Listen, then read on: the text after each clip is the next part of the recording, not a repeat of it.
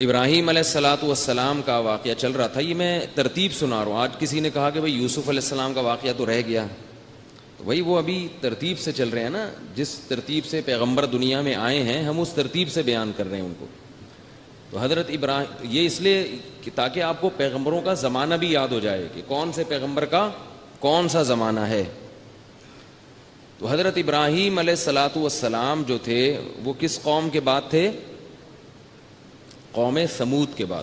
قوم سمود کو جب اللہ نے تباہ کیا تو اس کے بعد جس پیغمبر کا قرآن میں تذکرہ آتا ہے وہ حضرت ابراہیم علیہ السلام ہے.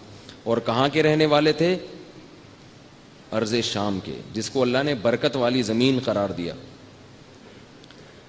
تو ابراہیم علیہ السلام نے جب آنکھ کھولی اپنی قوم میں بت پرستی میں دیکھا تو پریشان ہوئے اور قوم سے کہنے لگے انی وجہت وجہی للذی فطر السماوات والارض حنیفا وما انا من المشرکین. وہ 3 مدارج میں نے ذکر کیے تھے نا. آواز گونج رہی نہیں بہت زیادہ ہیں؟ گونج رہی ہے نا؟ نہیں گونج رہی؟ مجھے ایسا محسوس ہو رہا ہے. تو ابراہیم علیہ الصلاۃ والسلام نے 3 مدارج بیان کیے کہ بھائی پہلے ستارے کو دیکھا وہ بھی غائب ہو گیا, چاند کو دیکھا وہ بھی غائب ہو گیا, سورج کو دیکھا وہ بھی غائب. تو کیا فرماتے ہیں کہ میں فنا ہونے والی چیزوں سے محبت نہیں کر سکتا. اس کو تھوڑا سا دور کرنا پڑے گا بھائی. فنا ہونے والی چیزوں سے میں محبت نہیں کر سکتا. اور انی وجہت وجہی للذی فطر السماوات والارض حنیفا وما انا من المشرکین. میں اپنے رخ کو پھیر رہا ہوں اس ذات کی طرف جس نے آسمانوں اور زمینوں کو پیدا کیا, اور میں اس ذات کے ساتھ کسی کو شریک کرنے والا نہیں ہوں. تہجد میں جب اٹھے نا تو تہجد کی نماز سے پہلے یہ دعا پڑھنی چاہیے, انی وجہت وجہی للذی. اپنا رخ میں صرف اس ذات کی طرف پھیر رہا ہوں جس نے آسمانوں اور زمینوں کو پیدا کیا اور میں اس کے ساتھ کسی کو شریک نہیں کرتا. تو ہم توحید کا اقرار کرتے ہیں نماز پڑھنے سے پہلے, صرف اسی کی طرف رخ پھیرتے ہیں, اور یہ نہیں کہ ادھر بھی تو ادھر بھی, ایسا نہیں. تو ابراہیم علیہ السلام نے اپنے والد کو بڑی محبت سے سمجھایا. ان کے والد جو تھے بت بنا کے بیچا کرتے تھے.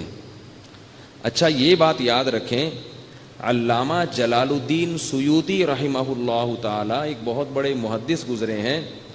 انہوں نے یہ بات ذکر کی ہے, یہ دعویٰ کیا ہے کہ آزر جو تھے وہ حضرت ابراہیم کے والد نہیں تھے بلکہ چچا تھے.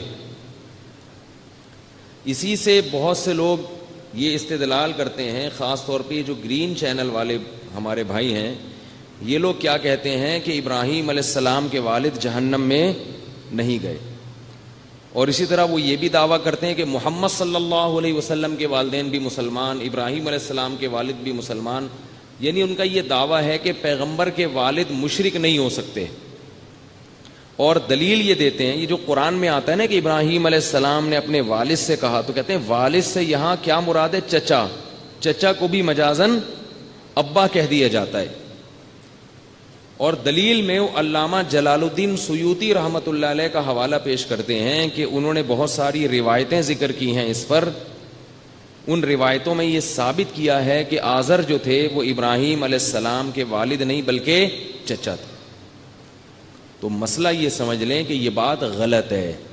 آزر ابراہیم علیہ السلام کے والد ہی تھے, چچا نہیں تھے. رہا مسئلہ علامہ جلال الدین سیوطی کا, تو علامہ جلال الدین سیوطی ایک اکیلے ہیں جنہوں نے یہ لکھا ہے, باقی لاکھوں نے یہ نہیں لکھا, سب نے ان کو ابا ہی لکھا ہے. تو یہ دلیل کا جو ہے نا عجیب ٹیکنیکل اسٹائل ہوتا ہے آج کل, کہ ایک کا حوالہ دیا جا رہا ہے اور باقی جو ساری دنیا دوسری طرف جا رہی ہے اس سے چشم پوشی سے کام لیا جا رہا ہے. تو بھئی دنیا میں صرف ایک مفسر یا ایک محدث تو نہیں پیدا ہوئے نا. قرآن کی تفسیریں تو سینکڑوں تفسیریں ہوئی ہیں, درجنوں تفسیریں ہیں, کسی مفسر نے بھی یہ ثابت کرنے کی کوشش نہیں کی.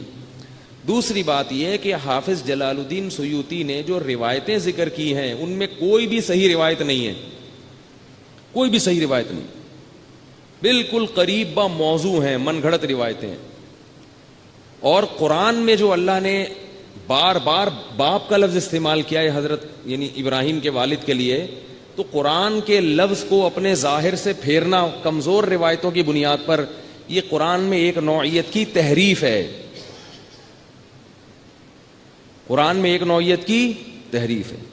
تو قرآن کے جو الفاظ ہیں نا وہ تو تواتر سے ثابت ہوتے ہیں. اس کو اگر ہم اس طرح سے قرآن کی آیتوں کو اپنے ظاہر سے ہٹانا شروع کر دیں پھر تو کہیں کا کچھ ہر آیت مشکوک ہو جائے گی، ہر آیت مشکوک ہو جائے گی. بالکل ایسے ہے جیسے یہ جو قرآن میں آتا ہے نا کہ ورفع ابویہ علی العرش، یوسف علیہ السلام کے والدین جب آئے تو ان کو تخت پہ بٹھایا اور بھائی سارے سجدے میں گر گئے. تو یہاں بعض لوگوں نے کہا ہے وہ ان کی جو والدہ تھیں وہ سوتیلی تھیں، یا بعض نے کہا وہ اصل میں خالہ تھیں، ان کو والدہ کہہ دیا گیا. بھائی کیوں خالہ تھیں، کیوں سوتیلی تھیں؟ جب قرآن کہہ رہا ہے کہ وہ والدین تھے تو والدین تھے نا بھائی. تو ایسے کمزور روایتوں کی بنیاد پر، یہ میں اس لیے کہہ رہا ہوں کہ یہ اصول ہے. یہ قرآن مجید کی ایک ویلیو ہے، ایک اہمیت ہے. جب وہ کوئی لفظ کہتا ہے تو اس کا وہی مطلب ہے جب تک کہ اس کے خلاف کوئی مضبوط دلیل قائم نہ ہو.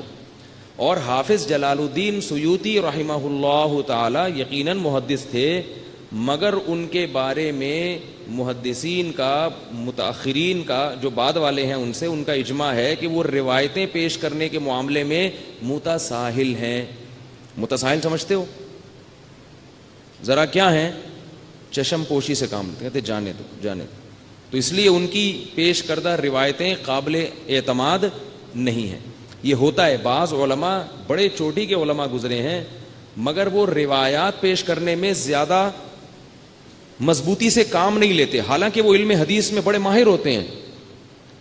علامہ جلال الدین سیوطی کی کتاب ہے تدریب الراوی، جو مدارس میں پڑھائی جاتی ہے حدیث، اصول حدیث پر، وہ بڑے ماہر ہوتے ہیں، لیکن بس ان کا مزاج ہوتا ہے. بالکل اسی طرح جیسے حضرت شیخ الحدیث مولانا زکریا رحمہ اللہ تعالی جو فضائل اعمال کے مؤلف ہیں، بہت بڑے محدث تھے، مگر وہ بھی روایتیں پیش کرنے میں ذرا نرمی سے کام لیتے ہیں. بہت ساری کمزور روایتیں بھی وہ لے کر آ جاتے ہیں فضائل صدقات میں، فضائل اعمال میں. تو یہ رہا ہے. اب اس میں افراط و تفریط کا لوگ شکار ہو جاتے ہیں. بعض لوگ تو یہ کرتے ہیں کہ ایسے علماء کی ذات پہ کیچڑ اچھالنا شروع کر دیتے ہیں کہ ابے ان کو تو حدیث کا کچھ پتہ ہی نہیں تھا، ابے ان کو تو آتا کیا تھا، ابے من گھڑت فضولیات. یہ غلط ہے، کیونکہ اس طرح تو اگر آپ علماء سے لوگوں کو بدگمان کریں اور ان کے خلاف زبان درازی کریں پھر تو بہت بڑے بڑے علماء اس کی زد میں آتے ہیں. یہ ایک مزاج تھا. اب فضائل اعمال میں اگر کوئی حدیث ضعیف بھی ہے نا تو نیچے حضرت شیخ الحدیث نے لکھا ہوا ہے عربی میں کہ یہ ضعیف ہے. تو ایسا نہیں تھا کہ وہ بیچارے ان کو علم ہی نہیں تھا، وہ تو حدیث کے بڑے ماہر تھے، لیکن ان کا مزاج تھا کہ بھئی فضائل میں یا اس طرح کے واقعات میں کمزور روایت بھی چلتی ہے.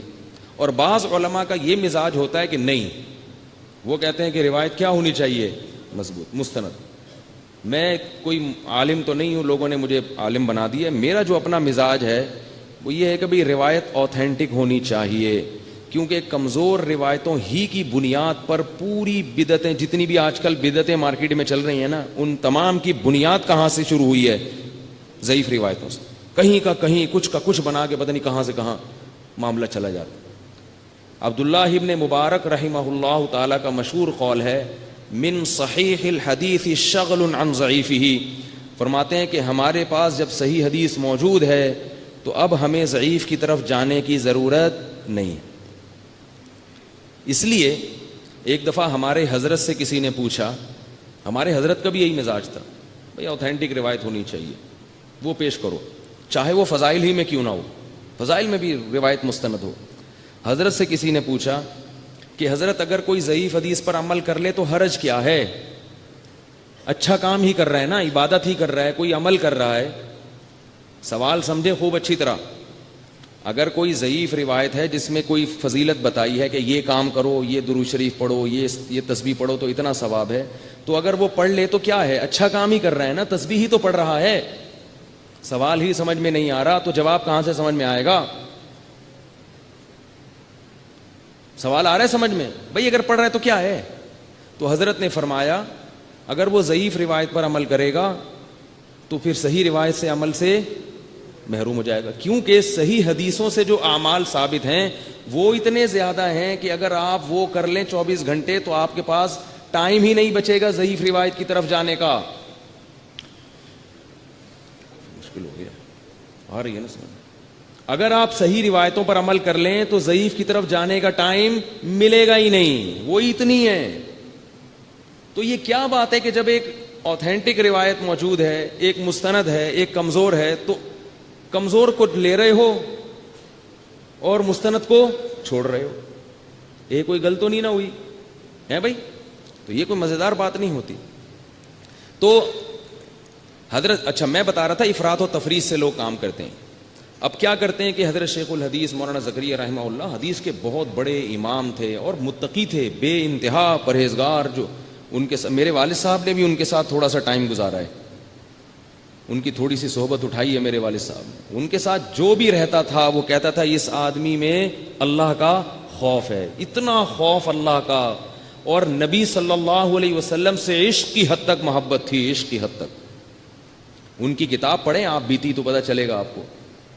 تو اب اس بیس پر فضائل اعمال میں ضعیف روایتیں, اس بیس پر جو ہے نا کسی بزرگ کا مذاق اڑانا, یہ اللہ کے غضب کو دعوت دینے والی بات ہے, یہ بہت خطرناک کام ہے.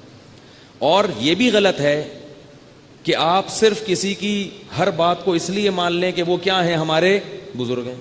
یہ بھی غلط ہے, یہ بھی افراط ہے بھائی, یہ بھی غلو ہے, اس کی بھی شریعت اجازت نہیں دیتی کہ بس جس کو آپ نے عقیدت سے ہاتھ چوم لیے, آپ کے ابا جس سے بیعت ہو گئے یا جو آپ کے بزرگوں میں آ گئے, اب وہ جو لکھ دیں گے وہ کیا بن جائے گا, پتھر پہ لکیر. اس سے بدعت کا دروازہ کھلتا ہے, بدعت کا دروازہ کھلتا ہے. تو اس لیے علامہ جلال الدین سیوطی ہمارے سر آنکھوں پہ, ہم ان کی خاک کے برابر بھی نہیں ہیں, لیکن انہوں نے اگر یہ لکھ دیا کہ آزر جو تھے وہ حضرت ابراہیم کے چچا تھے, ابا نہیں تھے, تو ہم ان کے کہنے سے یہ بات تسلیم نہیں کریں گے, کیونکہ قرآن نے کیا لکھا ہے کہ وہ کیا تھے, ابا تھے. جب قرآن خود کئی دفعہ کہہ رہا ہے ابا تھے, ابا تھے, ابا تھے, وہ اگلا کہہ رہے نہیں چچا تھے, چچا تھے, چچا تھے. ہم کیا کہیں گے بھائی, آپ کو لگ رہا ہوگا چچا تھے, لیکن اللہ کیا کہہ رہے ہیں, ابا تھے. اب اگر کوئی کہے بھائی وہ غلطی بھی تو کر سکتے ہیں, تو وہ اگر غلط کہیں گے تو پھر باقی سارے کیا ہو جائیں گے. یعنی اگر ہم ان کو صحیح کہہ دیں, اگر کوئی یہ کہ وہ عالم ہیں, وہ زیادہ جانتے ہیں, تو ان کے مقابلے میں جتنے ہیں وہ بھی تو زیادہ جانتے ہیں نا. تو اس لیے یہ مسئلہ خوب سمجھ لیں کہ وہ کون تھے, ابا ہی تھے. باقی نبی کے والد بھی اگر توحید پر چلیں گے تو جنت ہے. اللہ نے تو توحید کے معاملے میں بھائی کسی کو معاف نہیں کیا. تو رہا نبی صلی اللہ علیہ وسلم کے والدین کا معاملہ, تو علماء کہتے ہیں اس میں خاموشی اختیار کرنی چاہیے. ہر چیز کے بارے میں گھسنا, تحقیق کرنا, یہ اچھا کام نہیں ہے, بس خاموشی, کیونکہ یہ مسئلہ بڑا خطرناک ہے. محمد صلی اللہ علیہ وسلم کے والدین کا معاملہ ہے, چپ رہو, یہی بہتر ہے. اچھا, تو بات یہ چل رہی تھی کہ ابراہیم علیہ الصلوۃ والسلام نے اپنے والد کو بہت پیار سے سمجھایا, یا ابتی, اے میرے ابا, انی اخاف ان یمسک عذاب من الرحمن, رحمان کی طرف سے عذاب نہ آ جائے کہیں آپ کے اوپر, آپ رحمان کو چھوڑ کر ان کی عبادت کر رہے ہو. سورہ مریم میں پورا رکوع ہے اس پر. بہت سمجھایا مگر ابراہیم علیہ السلام کے والد تیار نہ ہوئے, دھمکیاں دینے پر آ گئے. لَأَرْجُمَنَّكَ وَاهْجُرْنِي مَلِيًّا, پتھروں سے مار مار کے ہلاک کر دوں گا میں تجھے. کیسی دھمکی ہے. ایک طرف سے پھول برس رہے ہیں اور دوسری طرف سے پتھر مارنے کی دھمکیاں دی جا رہی ہیں. ایک طرف سے پھول برس رہے ہیں, یا ابتی, اے میرے پیارے ابا, اے میرے, پورا رکوع ہے, آپ جا کے پڑھیں سورہ مریم میں. لیکن جب دھمکی ملی ہے تو ہم ہوتے تو کیا کرتے, ہم کہتے ایک تو میں تمیز سے بات کر رہا ہوں. دیکھو, ایک صاحب میرے پاس آئے, مجھے کہنے لگے کہ میرے ابا نماز نہیں پڑھتے. میں سمجھا کے تھک گیا ہوں, مگر ان میں عقل ہی نہیں, بات ہی سمجھ میں نہیں آ رہی. سمجھا کے تھک گیا ہوں, سمجھ میں نہیں آ رہی. میں نے تو اس دن سنا دی کھری. میں نے کہا آپ پڑھے رہتے ہو. تو میں نے کہا یار, نماز نہ پڑھنا زیادہ بڑا گناہ ہے یا بت پرستی کرنا؟ بولو بھائی, وہ زیادہ بڑا گناہ ہے. اور بت پرستی زیادہ بڑا گناہ ہے یا بتوں کو بنا کے باقاعدہ بیچنا, یعنی بت پرستی کو فروغ دینا, یہ تو اور بڑا گناہ ہے. دوسری بات, میں نے کہا آپ جتنے پکے نمازی ہو, آپ زیادہ پکے ہو یا ابراہیم علیہ السلام زیادہ پکے تھے؟ بولو نا. اور آپ کا مرتبہ زیادہ ہے یا ابراہیم علیہ السلام کا؟ تو دو انتہاؤں کا مقابلہ ہوا ہے, اللہ کے خلیل کا اور اللہ کے سب سے بڑے دشمن کا. اس وقت روئے زمین پر اللہ کے سب سے بڑے خلیل کون تھے؟ ابراہیم علیہ السلام. اور مقابلے میں اس وقت روئے زمین پر اللہ کے سب سے بڑے دشمن، کیونکہ بت بنا کے باقاعدہ بیچ رہے ہیں. لیکن اس موقع پر بھی ابراہیم علیہ السلام نے ایک بھی سخت جملہ اپنے والد کے لیے استعمال نہیں کیا. اس میں جہاں بت پرستی کی مخالفت ہے وہاں باپ کا احترام بھی سکھایا ہے. وہاں باپ کا احترام بھی سکھایا. دوسری بات، بیٹا جب اپنے باپ سے کوئی مخالفت کرتا ہے کسی چیز کی تو اس میں بیٹے کی رائے میں غلطی کا امکان بھی تو ہوتا ہے نا. ہو سکتا ہے بیٹے کی رائے غلط ہو یا ابا کی رائے صحیح ہو. اور اگر مان لیا کہ بیٹے کی رائے صحیح ہے ابا کی غلط ہے تو یہ تو ہو سکتا ہے کہ ابا کو بیٹے کی رائے سمجھ میں نہ آ رہی ہو اور وہ اپنے آپ کو برحق سمجھ رہے ہوں. جب ہم میں سے کسی کا اپنے والد کے ساتھ جھگڑا ہو تو یہ بھی تو امکان ہے نا کہ بھائی ابا صحیح ہوں، اور یہ بھی امکان ہے کہ میں صحیح ہوں، لیکن وہ اتنا معاملہ پیچیدہ ہو کہ ابا اپنے آپ کو بےچارے صحیح سمجھ رہے ہوں. جبکہ ابراہیم علیہ السلام جو بات کر رہے تھے اس میں 100% ابراہیم علیہ السلام حق پر تھے اور ابا 100% غلطی پر تھے، اور سمجھ بھی رہے تھے کہ میں کس پر ہوں، غلطی پر، کیونکہ اتنا معاملہ پیچیدہ نہیں تھا کہ ان کو یہ سمجھ میں ہی نہ آئے کہ یہ بیٹا کیا کہہ رہا ہے. تو اتنی واضح بات میں بھی ابراہیم علیہ السلام نے سخت جملہ والد کے خلاف بولو نہیں نکالا. نرم لہجہ سمجھا رہے ہیں، محبت سے سمجھا رہے ہیں اور آگے سے دھمکیاں آنا شروع ہو گئیں. جبکہ ہم میں سے کسی کا اپنے باپ سے جھگڑا ہو تو معاملہ اتنا واضح نہیں ہوتا. ممکن ہے ہم غلطی پر ہوں، وہ کس پر ہوں، صحیح پر. ایسے موقع پہ بدتمیزی کرنا کتنا بڑا جرم ہوگا باپ کے ساتھ. بولو بھائی یہاں کیا کرنے آئے ہیں بھائی آپ لوگ، بتائیں نا. سیکھنے آئے ہیں نا. میں بھی سیکھنے کے لیے باتیں کر رہا ہوں تاکہ اللہ، میرے والد تو دنیا میں نہیں ہیں تو میں اس لیے یہ باتیں کرتا ہوں تاکہ مجھے ان کے لیے دعا کی توفیق مل جائے کہ مجھ سے اگر کوئی کوتاہی ہو تو مسلمان کے لیے اللہ نے کتنا زبردست راستہ رکھا ہوا ہے کہ بھئی اگر زندگی میں کوئی کوتاہی ہوئی تو موت کے بعد ان کے لیے استغفار کی کثرت کرو اور ان کے لیے صدقات و خیرات کرو. یہ کتنا بڑا اللہ نے آپشن رکھا ہوا ہے مسلمان کے لیے، تو مایوسی نہیں رکھی. تو میں بھی اس لیے یہ باتیں کر رہا ہوں تاکہ مجھے بھی ماں کے ساتھ کوتاہی ہو گئی تو توبہ استغفار کا دروازہ کھولا ہوا ہے اللہ نے، ان کے لیے صدقات و خیرات کرو. ایصال ثواب میں لوگ قرآن خوانیوں پہ زور لگاتے ہیں زیادہ. یاد رکھو میں اس قرآن خوانی ایصال ثواب کے لیے جائز نہیں ہے. انفرادی طور پہ قرآن پڑھنا جائز ہے، اجتماعی طور پہ لوگوں کو قرآن پڑھنے کے لیے بلانا یہ جائز نہیں ہے، کیونکہ عبادت میں اگر اجتماع ثابت نہ ہو تو پھر اجتماع کرنا یہ بدعت بن جاتا ہے. ایصال ثواب کے لیے اجتماعی قرآن خوانی صحیح نہیں ہے. میں جب ایسی باتیں کرتا ہوں تو بعض لوگ مجھے کہتے ہیں کہ یہ وہ نہیں ہے ٹھیک ہے نا، وہ سمجھتے ہیں. بہت سے کہتے ہیں یہ دیوبندی نہیں ہے، بہت سے کہتے ہیں یہ پنچپیری ہے، بہت سے کہتے ہیں یہ پتہ کیا ہے، بہت سے کہتے ہیں کیا ہے. بہت سے میرے بیان نہیں سننے آتے اس چکر میں، جو مردی بول دو. آئی بات سمجھ میں؟ میرے اکابر، مجھے ایک دفعہ پنجاب سے کسی نے فون کیا، آپ سنیں کہ آپ تو پتہ نہیں کون سے فرقے میں چلے گئے ہیں، عجیب عجیب سی باتیں کر رہے ہیں آپ، تو آپ ذرا اپنا شجرہ بیان کریں روحانی.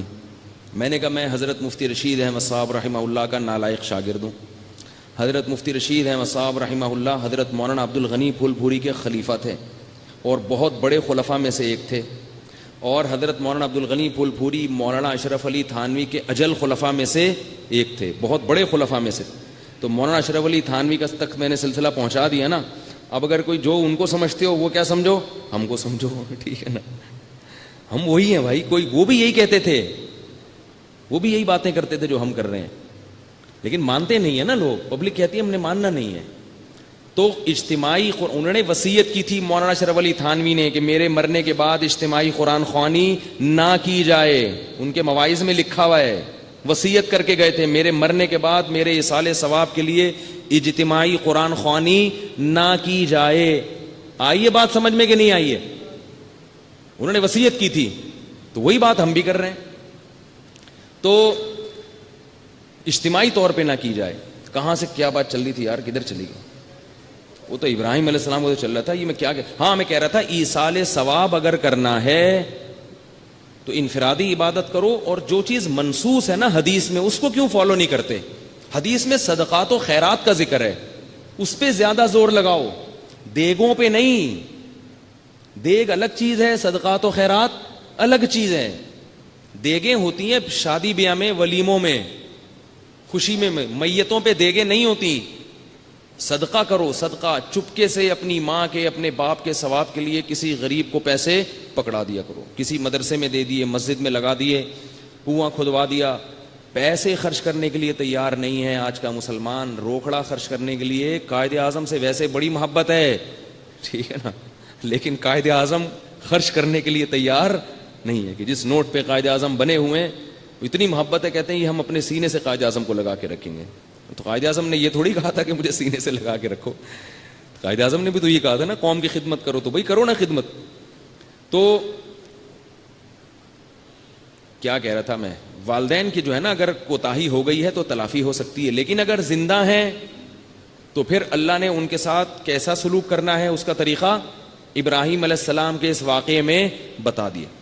کہ اتنے نیک آدمی ایک طرف اور اس کے مقابلے میں اللہ کے اتنے بڑے دشمن, لیکن چونکہ اس وقت دنیا میں کون ہے, باپ اور بیٹے کا رشتہ ہے, تو اب بیٹا باپ کے سامنے اونچی آواز سے بات نہیں کر سکتا. تو اپنے باپ کا احترام کیا کرو اللہ کے بندے.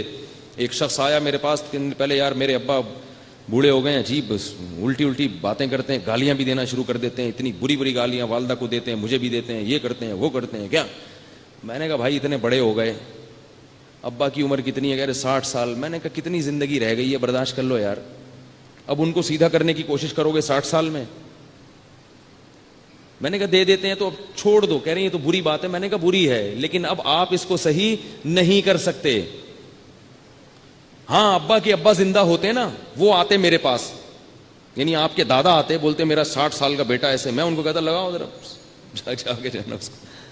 دادا زندہ ہوتے, اس لیے کہتا ہوں جلدی شادیاں کرو اللہ کے بندو, دادا بن جایا کرو جلدی عمر میں. دادا کا اپنا مزہ ہے, خدا کی قسم. باپ بننے کا وہ مزہ نہیں جو دادا کا مزہ ہے. باپ بننے میں نقصان ہے, خود پالنا پڑتا ہے بچہ, اور دادا بننے میں فائدہ ہے کہ بچہ آپ کا ہے, پالے گا کون, اس کا باپ پالے گا. فری کے مزے ہیں دادا کے. بچوں سے دادا کو جتنی محبت ہوتی ہے باپ کو تھوڑی ہوتی ہے. نانا کو, دادا کو جو اپنے نواسوں سے, پوتوں سے محبت ہوتی ہے وہ باپ کو نہیں ہو سکتی.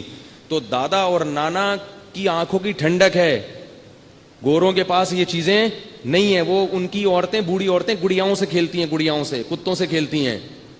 ہمارے ہاں ماشاءاللہ ہمارے نانا تھے, اتنے سارے پوتے نواسے ان کی گود میں آ کے بیٹھتے تھے, ایسے خوش ہوتے تھے.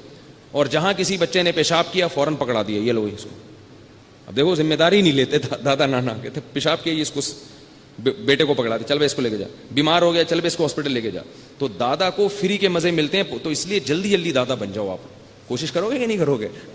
تبلیغ والے کہتے ہیں نا اب نام لکھواؤ سروزے کے لیے, تو میں بھی نام لکھوا رہا ہوں. کون کون ہے بھائی جو جلدی جلدی سے دادا اور نانا بننے کی, اور خواتین کے لیے بھی ہے, جلدی سے نانی بن جائیں, جلدی سے دادی بن جائیں. نانی کی بھی کیا زندگی ہوتی ہے. ہمیں اپنی دادی یاد ہے, کیا ماشاءاللہ اللہ نے ان کو حکومت دی تھی. ہمارے گھر پہ مصلے پہ بیٹھی رہتی تھیں, ریموٹ کنٹرول ہاتھ میں تھا, بس جو آ رہا ہے دیکھ رہی ہیں, کون آ رہا ہے, کہاں سے آ رہا ہے, کدھر جا رہا ہے. دادی کا کام تو کوئی ہوتا نہیں ہے, ٹھیک ہے نا. صحت اچھی تھی, بس ہر وقت ٹریس کرتی تھیں, جو بھی گیٹ سے آیا کہاں سے آ رہا ہے. اب سنتی اونچا تھی, ہم ان کو چیخ کے بولتے تھے وہاں سے آ رہا ہوں. تو پھر میں نے حل تلاش کیا. میں نے کہا یار جب بھی کمرے میں داخل ہو دادی کو اطلاع دینی پڑتی ہے, نکلتے ہوئے بھی دینی پڑتی ہے, اور سنتی بھی اونچا ہے. ہم کرالنگ کر کے جاتے تھے. پھر دادی کا تخت تھا, اس کے پیچھے سے کرالنگ کر کے نا ایسے چو, بڑے مزے تھے بھائی اس کے. خدا کی قسم جس گھر میں بوڑھا نہیں ہے وہ گھر نہیں ہے. تمہیں فیملی پلاننگ والوں نے تباہ کر دیا ہے, تمہارے فیملی سسٹم کو برباد کر دیا ہے.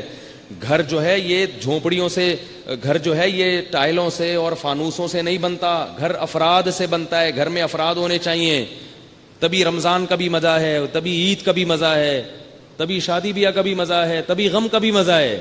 غم میں بھی سب شریک ہو جاتے ہیں. کہاں تمہیں یہودی لے کے جا رہا ہے, 2 بچے ہی اچھے, 2 بچے ہی اچھے, کدھر کو تم جا رہے ہو, اور دیر سے نکاح کر رہے ہو, نہ دادا بن رہے ہو نہ نانا بن رہے ہو. تو وہ بندہ آیا نا, میرے ابا صحیح نہیں چل رہے. تو میں نے کہا آپ کے, میرا دل چاہ کے میں اس کو بولوں گے دادا ہوتے نا تو وہ آتے تو میں شکا. اب ابا کو کیا کر سکتے ہو بھائی, ابا کے لیے دعا کرو محبت سے, پیار محبت سے, جیسے ابراہیم علیہ السلام نے سمجھایا اسی طرح نصیحت. تو ماں کا بھی یہی معاملہ ہے, ماں کا بھی یہی ہے.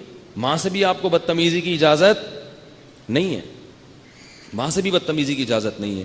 تو اور اخلاق کے معاملے میں ماں کا حق اللہ نے باپ سے 3 گنا زیادہ رکھا ہے. یہ بات یاد رکھیں کہ تعظیم شریعت میں باپ کی زیادہ ہے, تعظیم. اور نرم لہجے سے بات کرنے میں ماں کے ساتھ اخلاق کی ویلیو زیادہ ہے. تعظیم کا مطلب علماء یہ بتاتے ہیں کہ جیسے آپ بیٹھے ہوئے ہیں, آپ کی والدہ آئیں, آپ احترام میں کھڑے نہیں ہوئے, غلط ہے لیکن اتنا غلط نہیں ہے. باپ آیا احترام میں کھڑے نہیں ہوئے تو یہ زیادہ غلط. تو حسن اخلاق میں ماں کا مقام زیادہ اور تعظیم میں باپ کا. تعظیم میں باپ کا اس لیے کہ وہ گھر کا سربراہ ہے, اور سربراہ کی ہمیشہ تعظیم زیادہ, کیونکہ جس کی جو امیر ہوتا ہے نا, جو ذمہ دار ہوتا ہے, اس کی اگر تعظیم نہیں ہوگی تو اس کی سنی نہیں جائے گی. نہیں آئی بات سمجھ میں؟ اس کی اگر تعظیم نہیں ہوگی تو پھر اس کی اطاعت نہیں ہوگی. اطاعت کے لیے ضروری ہے کہ آپ کے دل میں اس کا احترام زیادہ ہو, ورنہ اطاعت نہیں ہوگی. تو سارا نظام ہمارا تلپٹ ہو گیا ہے, پتہ ہی نہیں چلتا گھر کے سربراہ اماں ہیں کہ ابا ہیں, بھائی ہے یا چچا ہے. بعض دفعہ ابا اماں کو پتہ نہیں ہوتا, ایک خلیفہ بن کے بیٹھا ہوا ہوتا ہے گھر میں, ٹھیک ہے نا, ایک بھائی. تو جو ابا ہیں وہ اپنے آپ کو گھر کا سربراہ سمجھیں اور باقی لوگ باور کرائیں کہ آپ ہمارے کیا ہیں, سربراہ ہیں. ابا کسی کو خلافت دے دیں تو ایک الگ بات ہے. بعض دفعہ ابا کہتے ہیں یہ والا جو بیٹا ہے نا میرا, اسی سے پوچھو. ہمارے محلے میں پڑوس میں ایک صاحب رہا کرتے تھے, ان کے ماشاءاللہ بچے بہت تھے, اللہ نے بڑی اولاد دی ان کو. تو جب وہ بچے بڑے ہو گئے, گھر بڑا ہو گیا ان کا, تو اب انہوں نے سارے کام تقسیم کیے ہوئے تھے. تو وہ بتاتے تھے یہ وزیر خزانہ ہے, یہ وزیر اطلاعات و نشریات ہے. ایک بیٹے کو نا کہتے تھے کوئی بھی گھر میں شادی بیاہ غم ہو تو اطلاع کون دے گا, یہ وزیر اطلاعات و نشریات, یہ وزیر خزانہ ہے. ایسے سارے وزارتیں انہوں نے بانٹی ہوئی تھی. خود پیڑے کھا رہے تھے بیٹھ کے, خود کیا کر رہے تھے, پیڑے کھا رہے تھے بیٹھ کے. تو ابراہیم علیہ الصلاۃ والسلام نے سمجھایا نہیں مانے. باپ نے بالآخر کیا کہا, لأرجمنک, پتھروں سے مار کے ہلاک کر دوں گا. تو ابراہیم علیہ السلام نے کیا کہا, سلام علیک. اتنی بڑی دھمکی بھائی, قتل نہیں, پتھر سے مار کے, پتھروں سے, اتنی بڑی دھمکی. اللہ کے خلیل ہیں, ذرا بھی تو تکبر نہیں کر رہے کہ اے میرے ابا آپ کو پتہ نہیں میں کون ہوں, میرا کیا مقام ہے, کچھ بھی نہیں. کہہ رہے ہیں سلام علیک, آپ پر سلامتی ہو. ساستغفر لک ربی, دنیا میں تو مایوس ہو گیا لیکن آخرت سے مایوس نہیں ہوا, اللہ سے میں آپ کے لیے مغفرت کی دعا کرتا رہوں گا. انہ کان بی حفیہ, وہ آپ پر مہربان نہ ہو, مجھ پر تو مہربان ہے نا, تو مجھ پر مہربانی کی وجہ سے آپ کی مغفرت کر دے گا. اس سے ایک اور مسئلہ حل ہو گیا ایصال ثواب کا.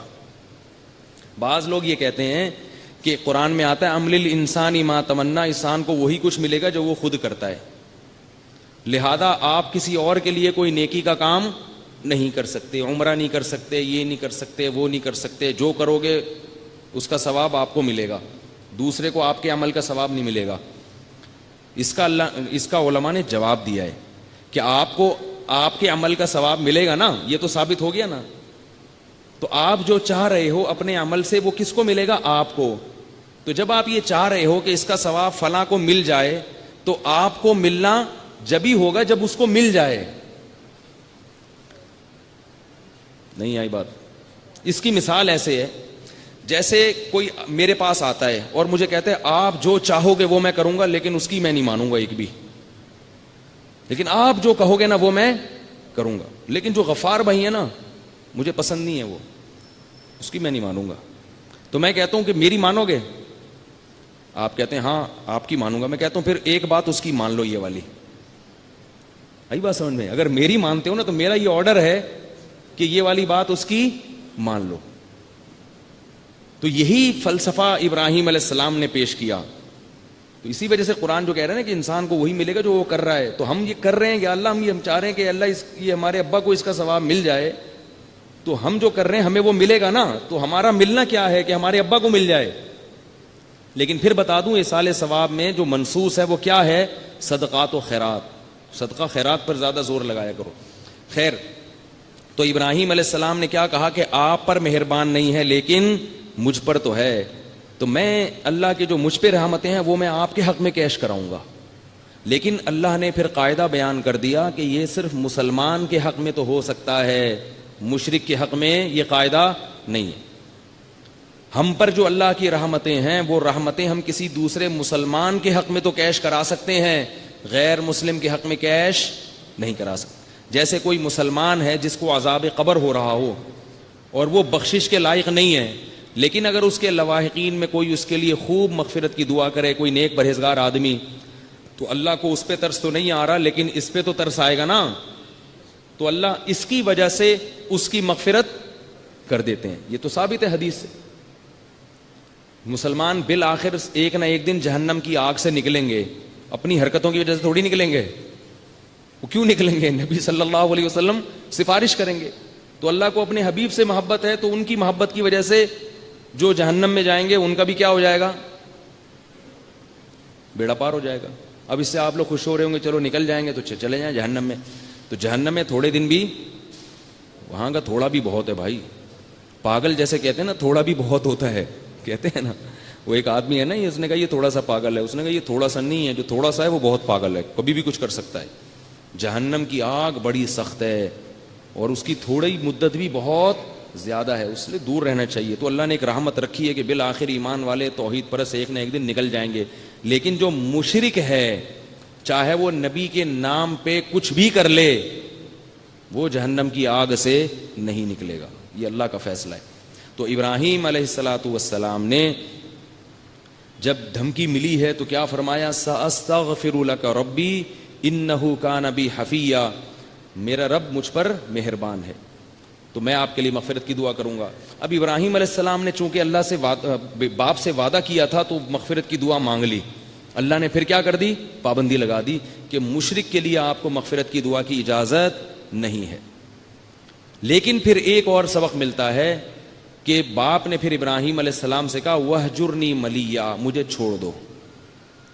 پھر ابراہیم علیہ السلام نے اس قوم کو چھوڑ کر ہجرت کی ہے، کیونکہ وہاں رہنا ابراہیم علیہ السلام کے لیے ممکن نہیں تھا. اس سے یہ پتہ چلتا ہے کہ باپ میں اور بیٹے میں بہت زیادہ اختلافات اگر ہو رہے ہوں اور اتنی نوعیت کے ہو گئے ہوں کہ باپ تو دین پہ نہیں آ رہا لیکن اس گھر میں رہ کر بیٹے کے لیے اپنا دین بچانا مشکل ہو گیا ہے، تو پھر بیٹے کو چاہیے کہ وہ گھر چھوڑ دے لیکن باپ سے حتی الامکان رابطہ رکھے. ہمارے پاس ایسے کیس آتے ہیں بنتی نہیں، تو ہم پھر کہتے ہیں بھائی الگ ہو جاؤ، کیونکہ آپس میں اتنا ایک دوسرے کا سر پھٹولنا برداشت ابراہیم علیہ السلام جیسی برداشت بھی تو نہیں ہے نا. تو بڑی مصیبت سے بچنے کے لیے کیا کہا جاتا ہے؟ چھوٹی مصیبت کو اختیار کر لو. بعض دفعہ باپ بیٹوں میں ایسی چپکلش ہوتی ہے کہ وہ جو ہے نا وہ بنتی نہیں ہے، اور بعض دفعہ باپ کی طرف سے بھی بڑی زیادتی ہوتی ہے. وہ بات بات پہ بیٹے کو تانا دینا، بلا وجہ اس کو ٹارچر کرنا، اس کے ہر اچھے کام میں بھی عیب نکالنا. تو پھر وہ توقع یہ رکھتے ہیں بیٹے سے کہ بیٹا جو ہے نا وہ ویسے ہی چلے جیسے ابراہیم علیہ السلام چل رہے تھے. چلنا تو ویسے ہی چاہیے. ہمارے پاس آئے گا ہم تو یہی کہیں گے بھائی جیسا مرضی باپ ظلم کر رہا ہے برداشت کرو.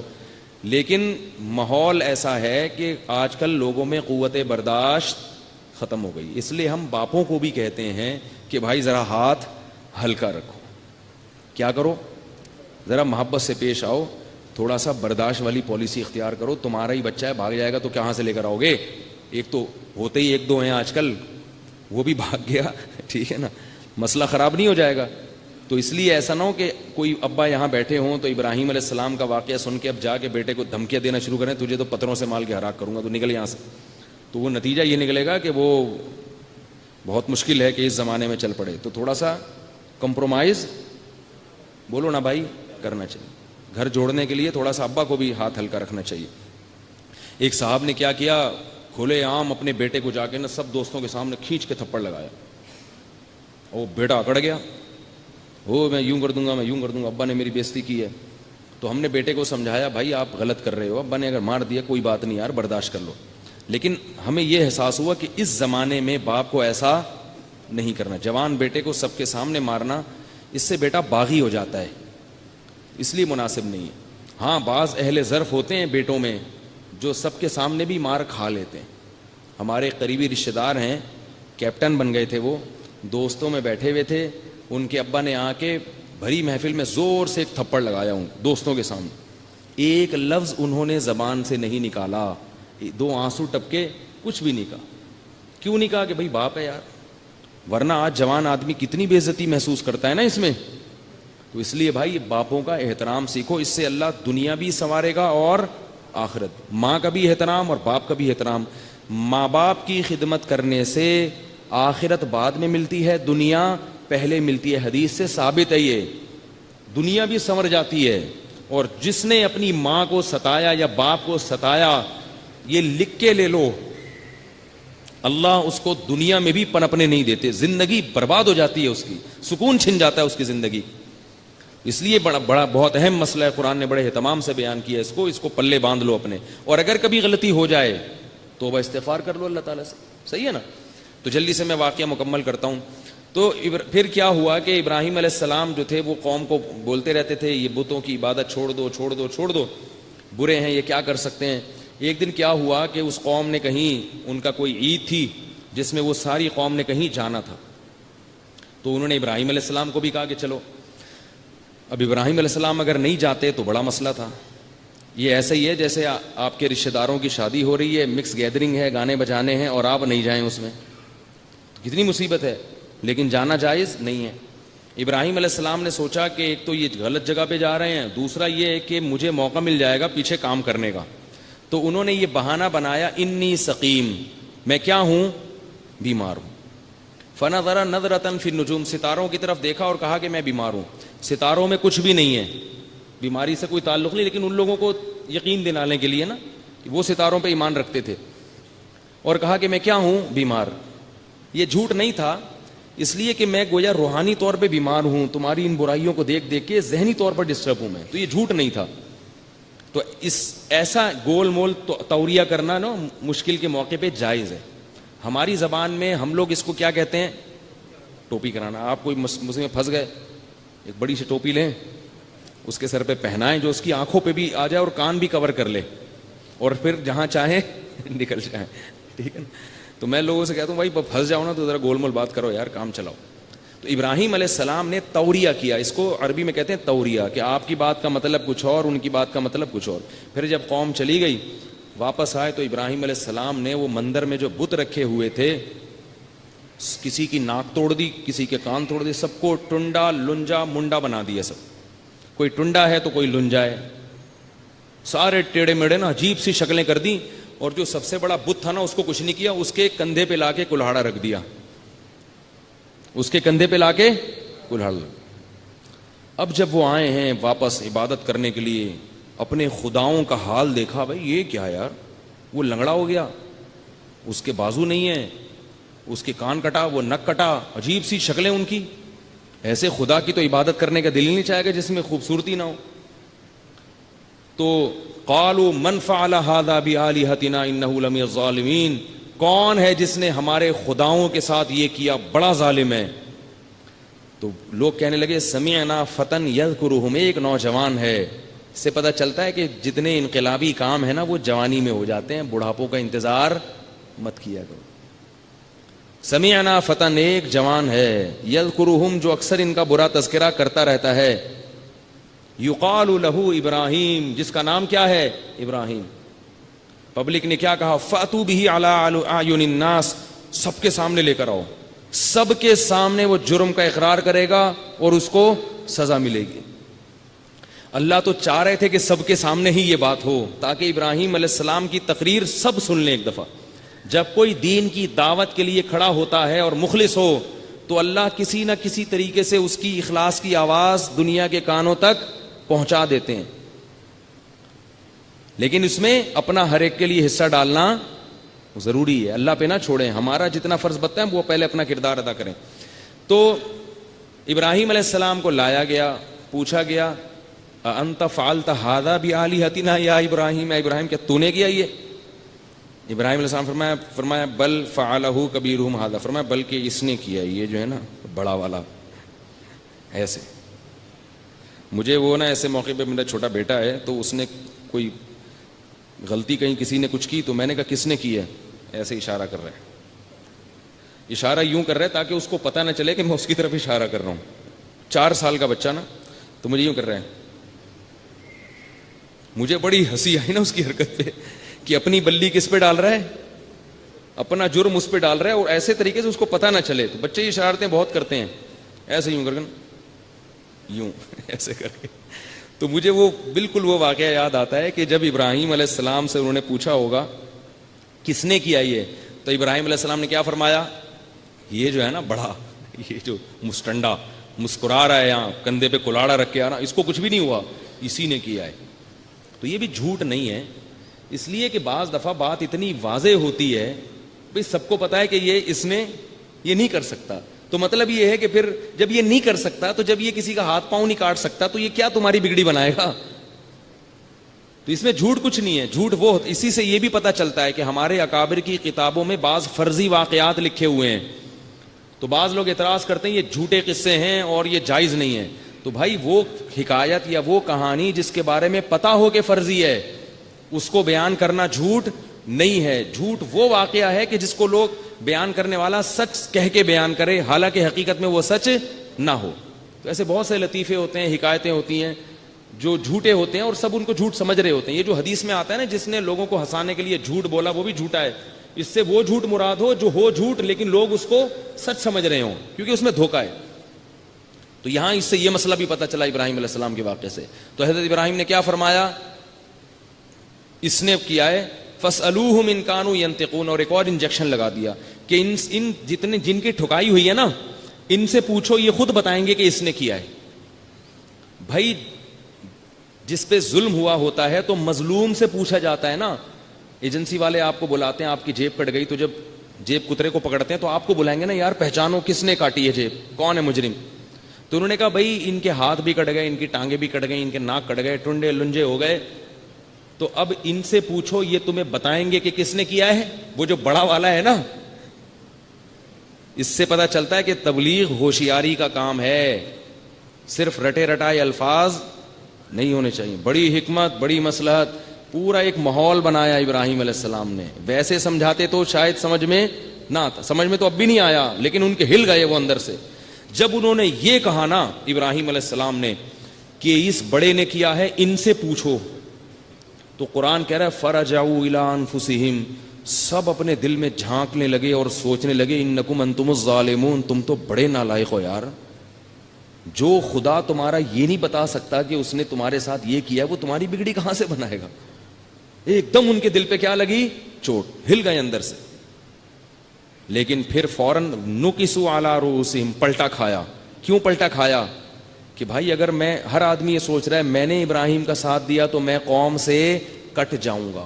دوسرا بھی کہہ رہا ہے, تیسرا بھی کہہ رہا ہے. یہی ہوتا ہے ماحول, معاشرہ آپ کو کہاں لے جاتا ہے, جہنم کی طرف.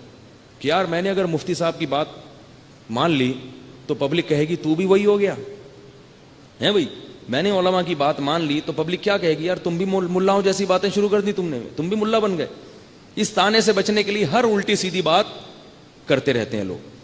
تو ابراہیم علیہ السلام, قرآن کہہ رہا ہے کہ ثم نکسوا علی رؤوسہم, فوراً پلٹا کھایا اور کہنے لگے لقد علمت ما هؤلاء ينطقون, اے ابراہیم تجھے تو پتا ہے کہ یہ بیچارے بول نہیں سکتے.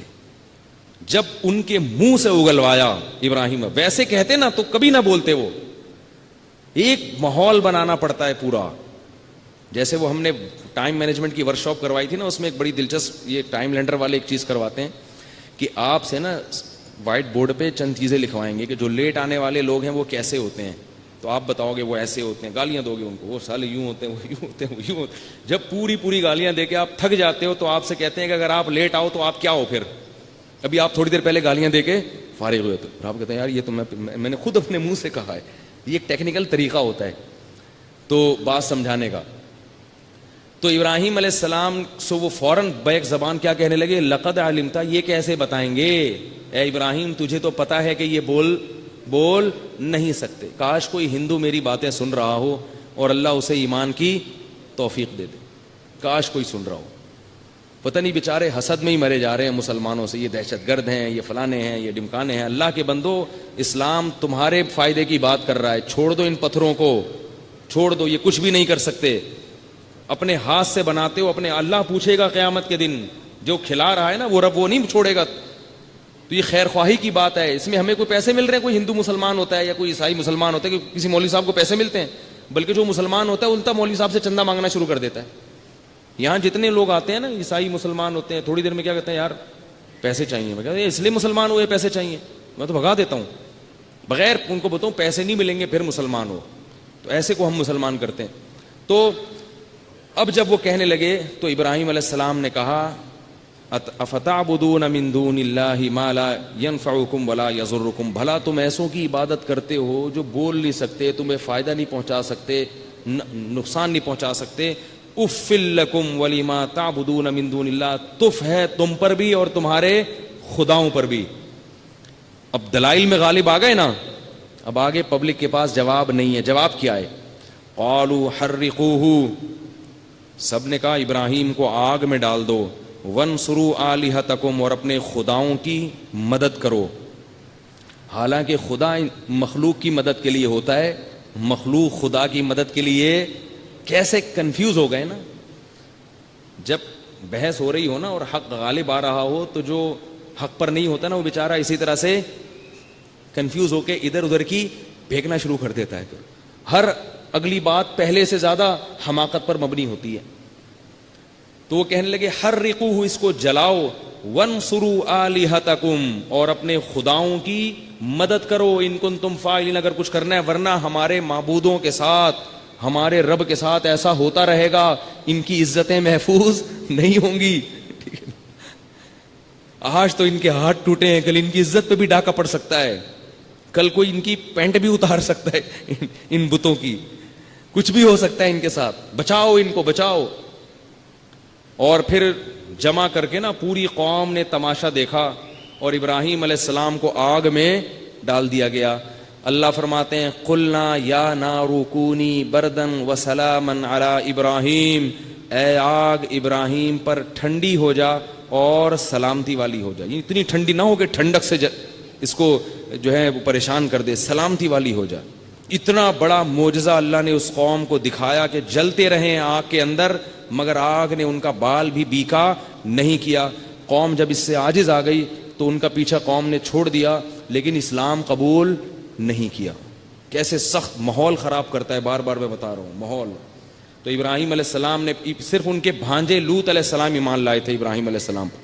اس کے بعد ابراہیم علیہ السلام نے فیصلہ کیا کہ میں اس قوم کو اور اس علاقے کو چھوڑ دیتا ہوں. آپ کے بھانجے آپ کے ساتھ تھے, پھر آپ کی ایک زوجہ آپ کے ساتھ تھی حضرت سارہ, وہ بھی اسلام قبول کر چکی تھی. ان سے ابراہیم علیہ السلام کا نکاح ہوا. حضرت سارہ کو لے کے اور حضرت لوط علیہ السلام کے ساتھ ابراہیم علیہ السلام نے وہاں سے ہجرت کر لی. تو آگے پھر لوط علیہ السلام کا واقعہ ہے. پھر اللہ نے ان کو پیغمبر بنا کے بھیجا کسی قوم کی طرف, وہ انشاءاللہ کل بتاؤں گا. اور کچھ پہلو ابراہیم علیہ السلام کے رہ گئے ہیں, وہ انشاءاللہ کل بتاؤں گا. تو یہ انبیاء کے واقعات نا اس ترتیب سے لے کے چل رہا ہوں. اور لوگ بعض مجھے کہہ رہے ہیں کہ یہ تو آپ پچھلے سال بھی آپ نے بیان کیا. بھائی ہر سال کچھ اللہ تعالیٰ نئی باتیں دل میں ڈال دیتے ہیں, نئے اسباق ڈال دیتے ہیں. تو اگر آپ ایک ہی واقعہ 3 دفعہ سن چکے ہیں تو کیا پریشانی ہے اس میں؟ کوئی بات نہیں. عمل کی توفیق مل رہی ہے, یہ دیکھیں کہ ابھی تک عمل کی توفیق کیوں نہیں ملی. اگر عمل کی توفیق نہیں ملی تو پھر وہ 6 دفعہ اور سننا چاہیے وہ واقعہ. اللہ تعالیٰ ہم سب کو سمجھنے کی عمل کی توفیق عطا فرمائے. یہ کسی نے پرچی بھیجی ہے, بیمار ہیں صحت کے لیے دعا کریں. سعودہ خالد مسرور صاحب کی اہلیہ, دل سے دعا اللہ تعالیٰ شفا عطا فرمائے. اور روزے کی حالت میں حجامہ کر سکتے ہیں. اللہ تعالیٰ ہم سب کو سمجھنے کی عمل کی توفیق عطا فرمائے. اعتکاف والا اعلان دوبارہ ضروری تو نہیں ہے. جمعے کی نماز کے بعد کل اعتکاف کے فارم تقسیم ہوں گے. جو یہاں وہ یہاں سے لے لیں, جو کراچی سے باہر سے یہاں اعتکاف